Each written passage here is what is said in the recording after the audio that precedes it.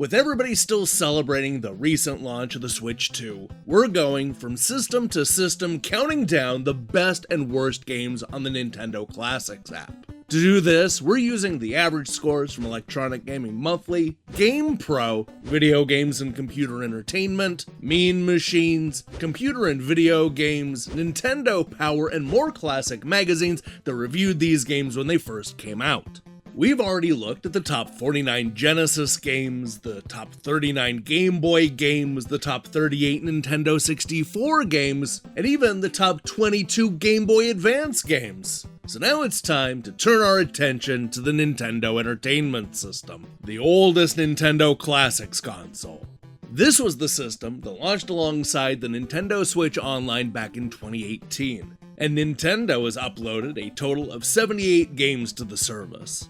Unfortunately, 20 of those games either came out before reviews existed or were just never covered by an English language magazine. But even with 58 games, we still have a great list in store, including iconic platformers, cinematic adventures, early sports games, thrilling beat-em-ups, and even a few games that pushed the limits of the 8-bit hardware. Now you're playing with power, because we're counting down the top 58 Nintendo Entertainment System games on Nintendo Classics.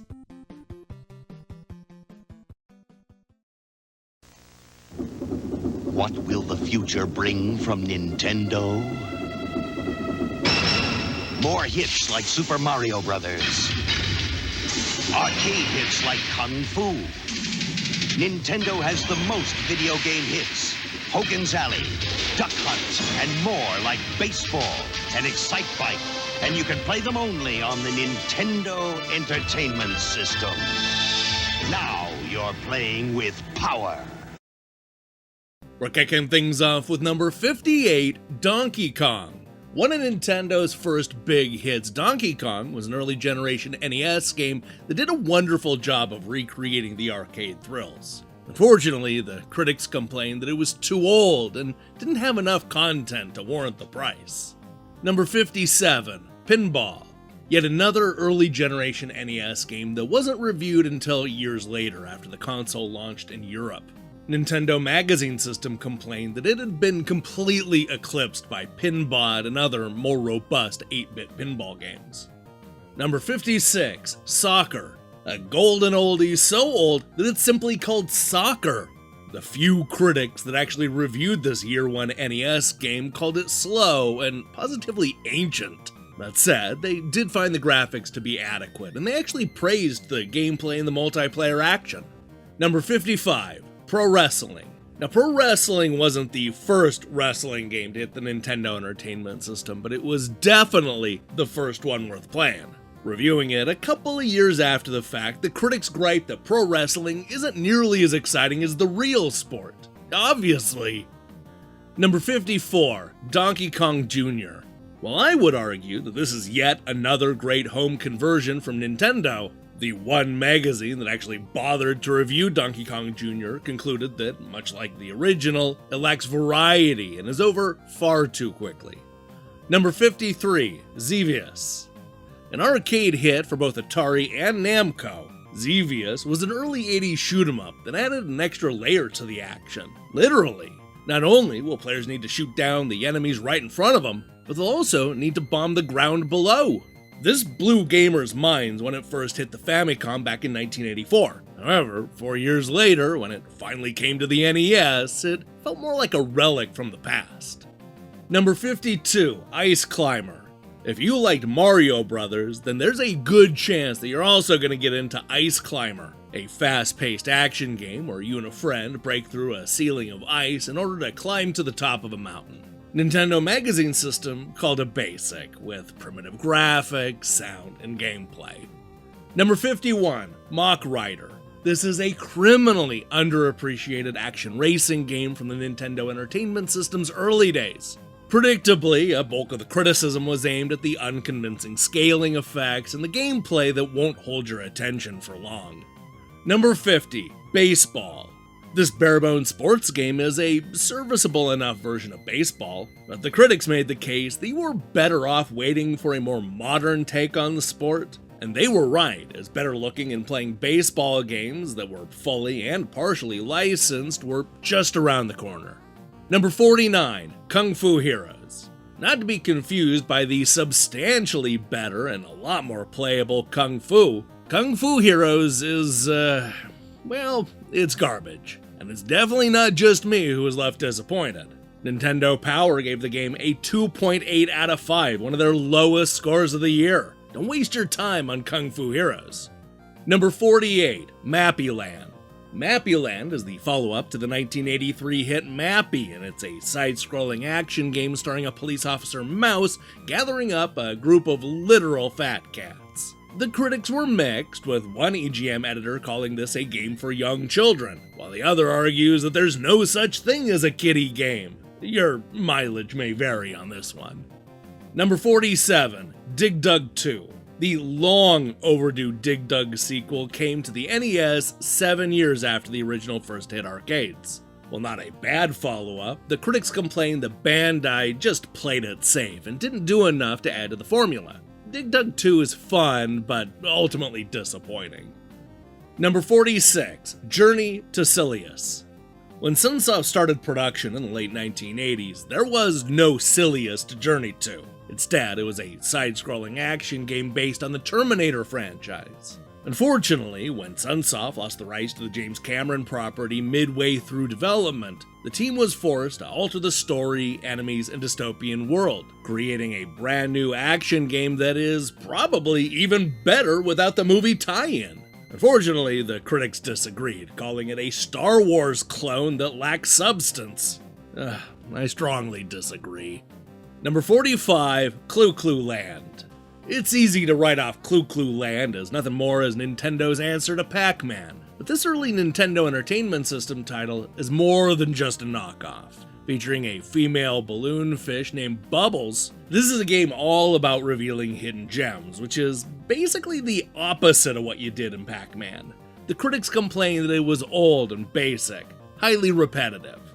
Number 44, Wario's Woods. Hot off the heels of starring in Super Mario Land 3, Wario's Woods is one of Nintendo's most misleading games. Not only is it not a new platformer, but it's also not even a Wario game. This is a puzzle game starring Toad, which just so happens to be set in the wooded area that Wario's taken over. The critics panned it, arguing that it's nowhere near as intuitive as Tetris 2.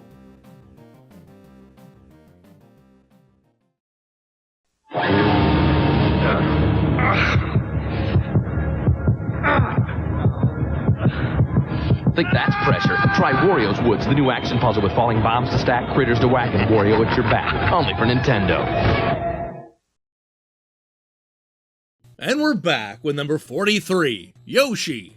When you hear that Nintendo has a game starring Yoshi, you probably think about all of the fun platforming perils the dinosaur can get into. Well, don't get too excited, because the game Yoshi is a poorly received puzzle game that has very little to do with Mario's prehistoric best friend. Lame. Number 42, Double Dragon 2: The Revenge. Not to be confused with the arcade game of the same name. This Nintendo Entertainment System sequel tells a completely different story, and it's all the better for it. This is a far more cinematic adventure that shakes up the action in some big ways. Most of the critics liked the game, but GameZone tanked the average by giving Double Dragon 2 its lowest score possible. A 1 out of 6, essentially 17%. Yeah, I hate GameZone. Number 41, Kid Icarus. Long before God of War, Nintendo was mining Greek mythology with an unlikely video game hero. Kid Icarus stands apart from a lot of the company's early titles, largely because of the way the levels were laid out and the mythological inspiration. The critics liked the game, but complained about the dated graphics. Number 40, StarTropics. Without a doubt, one of the most polarizing NES games of all time. You either love StarTropics or you hate it.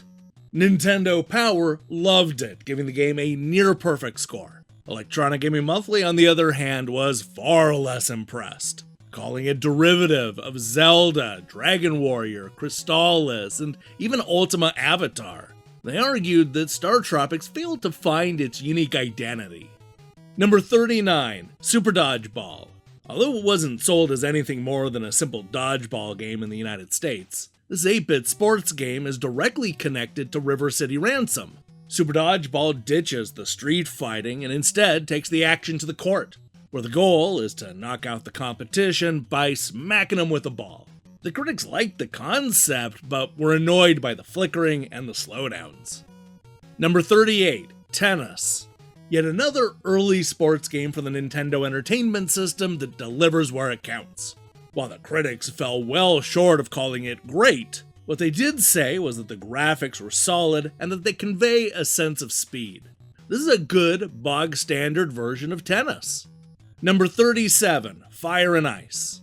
First released in March of 1993 in both the United States and Europe, this quirky side-scrolling puzzle game is actually the sequel to Solomon's Key, though you wouldn't know it by its Western name. The goal is to create blocks of ice in order to extinguish the flames in 100 diverse levels. Electronic Gaming Monthly was unimpressed, calling the game repetitive and uneventful. Number 36, Eliminator Boat Duel. This is a high-speed racer that takes the best elements from RC Pro-Am, Mike Tyson's Punch-Out, and even Rad Racer, creating an irresistibly fun boat game with a full cast of colorful characters. The critics disagreed on this one, with Nintendo Magazine System raving about the two-player mode and the innovative ideas, while Enforce called the game too easy with ugly graphics and annoying music. Number 35, Rygar. An updated version of the arcade hit, Rygar added a number of adventure elements to the home game, making it a bigger and deeper game overall.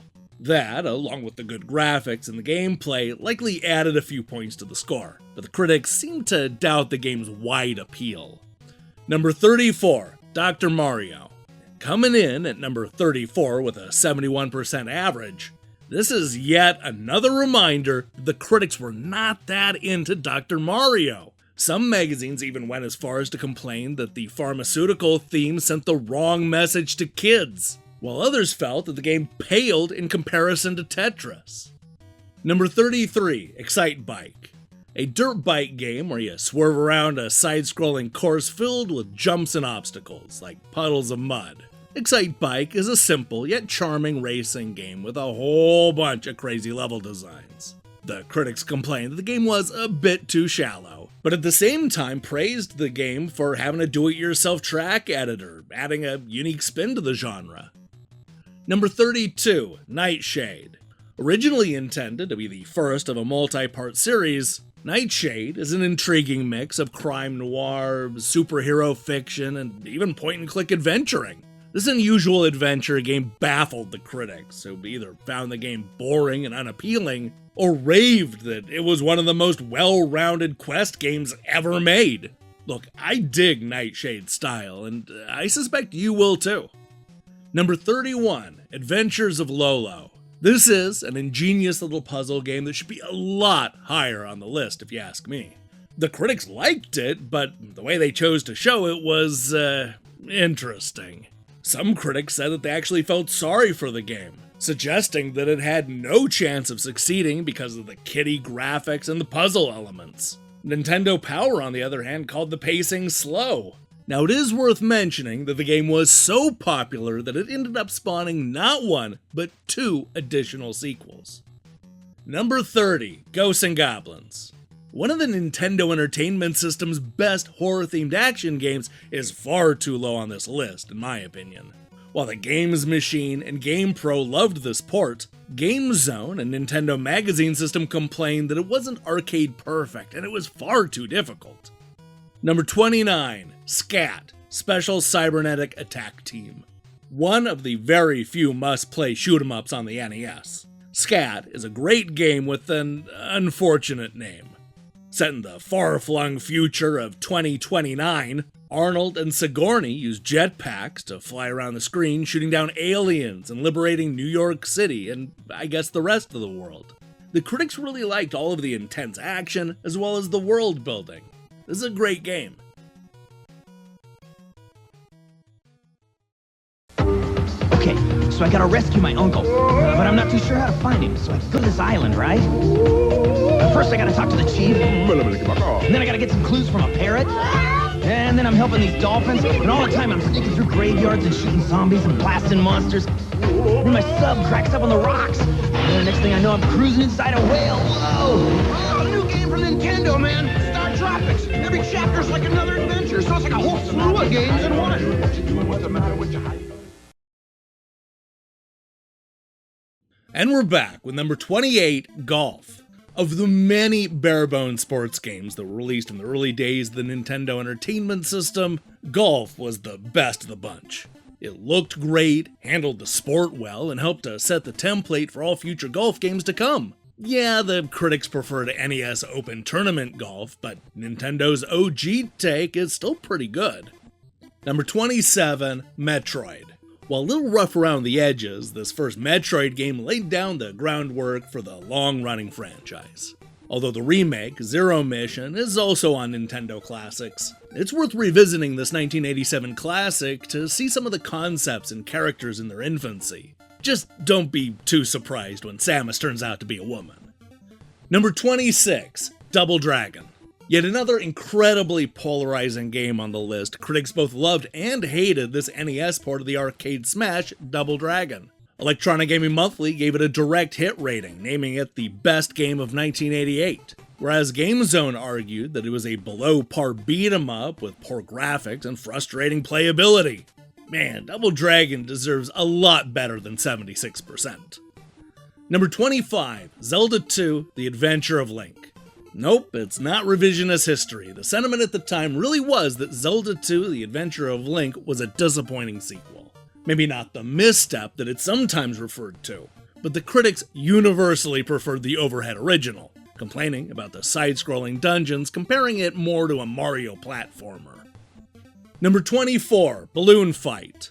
Inspired by the Williams arcade game Joust, this simple action game sees one or two players floating around the level in an attempt to pop the opponent's balloons to be the last person standing or, floating. Computer and Video Games complained about the graphics, but said that it felt like the arcade classic, while Nintendo Magazine System argued that Balloon Fight grew dull very quickly. Number 23, Crystalis. If you only know SNK for their fighting games, then you should definitely check out their earlier titles from the 8-bit era, including the 1990 adventure game Crystalis. It tells the story of a magician who's sent hundreds of years into the future, where he finds that the Great War has turned the entire planet into something straight out of a dystopian fantasy novel. If you're all caught up on Zelda, then this is really a great alternative. Number 22, NES Open Tour Golf. While NES Open Tournament Golf may not be as influential as Nintendo's first golf game, the critics certainly aren't complaining. This is easily one of the best looking sports games on the system, featuring tons of content and lots of fun multiplayer modes. Number 21, Vice Project Doom. Inspired by the Ninja Gaiden series, Vice Project Doom is a cinematic action game for the NES with political intrigue, futuristic fear-mongering, and a good old-fashioned hero that gets the girl. At least, on the cover. What actually happens in this game is a lot more tragic and heartbreaking, but I'll leave that for you to discover. And you should definitely do that, because this is a surprisingly fun and satisfying 8-bit action game, complete with cool levels and some genuinely innovative boss designs. Number 20, Tetris. That's right, one of the greatest and most influential video games ever created could only muster up an average score of 78%. The critics did like it, though definitely preferred the Game Boy version. However, nobody was able to predict its impressive staying power. GameZone concluded that if you don't know what Tetris is, then you should be reading Practical Fish Keeping. Oh, burn? Number 19, Shadow of the Ninja. While not as influential as Ninja Gaiden, Shadow of the Ninja proves that there's more than enough room on the Nintendo Entertainment System for two masked assassins. Praised for its two-player co-op action and the massive boss fights, this is the perfect game to play after you've finally beaten that last level in Ninja Gaiden. Number 18, RC Pro-Am. RC Pro-Am was the right game at the right time. Originally released in 1988, the speedy little racing game not only took advantage of the growing popularity of remote-controlled cars, but it also looked and played completely different from the other 8-bit racers, especially Rad Racer. The critics called it technically superb, praising the speedy gameplay and the smooth scrolling. Number 17, Wrecking Crew. 1 year after saving the sewers from those coin-carrying turtles, Mario and Luigi are back with their next game, the far less popular Wrecking Crew. The critics liked this arcade port considerably more than Nintendo's early offerings. They called it very playable, praising the overwhelming amount of levels and the superb graphics and sound. Number 16, Solomon's Key. Solomon's Key is an arcade port that stars a young wizard whose central task is to open up the door and escape to the next puzzle. Of course, it's not as simple as it sounds, as there are enemies everywhere and our hero only has a few offensive attacks. Well, it's not the best looking NES game. The critics raved about the replayability and the brain-bending puzzles. Number 15, River City Ransom. You don't have to be a Kunio-kun fan to love River City Ransom, but it certainly helps. More than just another beat-em-up, River City Ransom is an ambitious adventure game with a large city to explore and all kinds of people to beat up. It looks and plays great, proving once and for all that brawlers can aspire to be more than just mindless button-mashing marathons. The Legend of Zelda continues. Defeat your enemies, save the kingdom. Beware. Some will help you, others will betray I can you. restore life. I can give magic. I can. I cannot help you. Zelda! Use your sword. Find the crystals. Rescue the princess. Zelda! Zelda 2, The Adventure of Link, only from Nintendo. Now you're playing with power. And we're back with number 14, Ninja Gaiden. Ninja Gaiden is more than just another fun ninja game from the 1980s because it helped to lay down the foundation that would lead to more story-driven games. Featuring lengthy cinemas between every level and boss fight, the player connects with Ryu Hayabusa in a whole new way. The critics were impressed, though the score was a little lower due to magazines like Electronic Gaming Monthly and GamePro saving their Ninja Gaiden thoughts for the 1990 sequel. Number 13, Mario Brothers. After seeing the critics rank Donkey Kong so low, I have to admit that I was a little bit surprised to see this home port of Mario Brothers so high up on the list. Hell, it somehow managed to top Ninja Gaiden and River City Ransom. For whatever reason, the critics found this style of action game to just be a lot more addicting than Donkey Kong, specifically highlighting the multiplayer gameplay and the great presentation. Number 12, Solar Jetman: Hunt for the Golden Warship. Successor to the 1983 classic Jetpack, Solar Jetman is a science fiction adventure that forces us to use our thrusters and expert steering to overcome each planet's gravitational pull. As expected, the British magazines that all grew up with Jetpack ended up loving this follow-up, with Mean Machines, Nintendo Magazine System, and Computer and Video Games all giving it near-perfect scores. American magazines like GamePro and EGM were far less impressed. Number 11, The Legend of Zelda. Just narrowly missing the top 10, The Legend of Zelda was a well-received game that helped to define the adventure genre in the 1980s. The critics loved the large overworld maps as well as the various puzzles found in the different dungeons. Really, the only complaint on critics' minds was the slightly higher than normal asking price. Number 10, The Immortal. That's right, The Immortal was able to outscore The Legend of Zelda. I bet you didn't see that coming. Well, certainly not as culturally important as Link's adventure to save the princess. The Immortal still told a surprisingly compelling story with elements of horror, fighting, and magic throughout. The critics certainly preferred the Genesis version, but The Immortal on NES is no slouch. Number 9, Super Mario Bros. Look, there's no question that the critics liked Super Mario Bros., and this debut installment likely would have rated even higher if there were actually magazines and critics around when it launched. You see, by the time the critics got around to issuing their scores, Super Mario Bros. 2, and in some cases Super Mario Bros. 3, was already out, leading to some slightly lower scores. Number 8, Blaster Master. Part side-scrolling platformer and part overhead action game, Blaster Master was an 8-bit game full of ideas.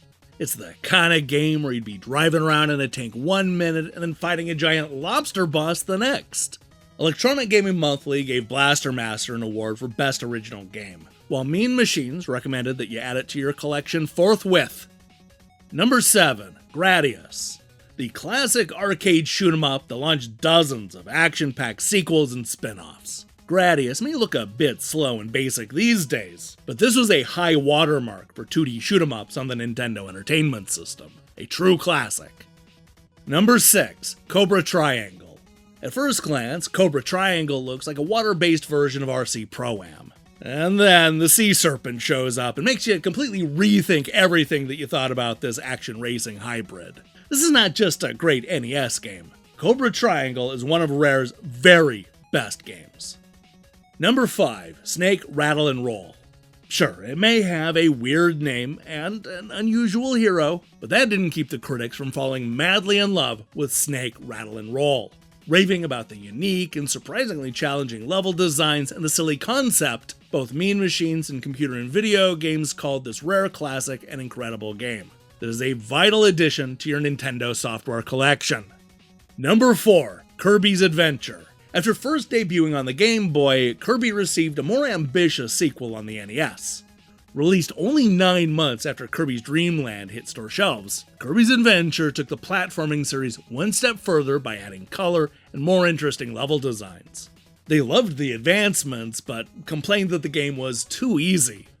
Number 3. Punch-Out! With or without Mike Tyson, the results are the same. Everybody loved Punch-Out! This was a game that actually transcended Nintendo's other sports titles by adding both strategy and puzzle-solving elements, creating a boxing game that is a lot more than just mashing the punch button. Number 2. Super Mario Bros. 2. Although it didn't start its life as a Super Mario Bros. Sequel, the critics didn't care. They fully embraced the new style of gameplay, the 4 playable characters, and the vegetable-hating wart. Even the lower scores praised the game's highly detailed characters and colorful backgrounds, concluding that Super Mario Bros. 2 tops the original, and with an average of 90%, it does more than that. And finally, at number 1, Super Mario Bros. 3.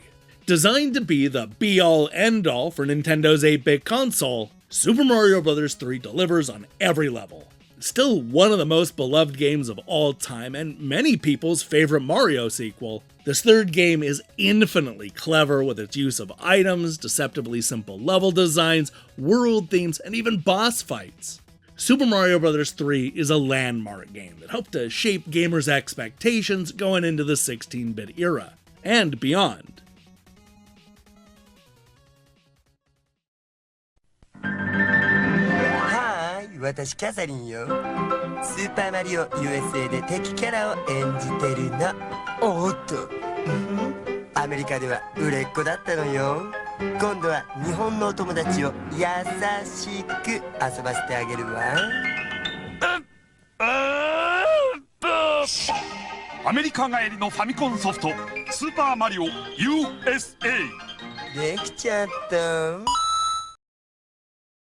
Hey, thanks for watching me count down these NES games.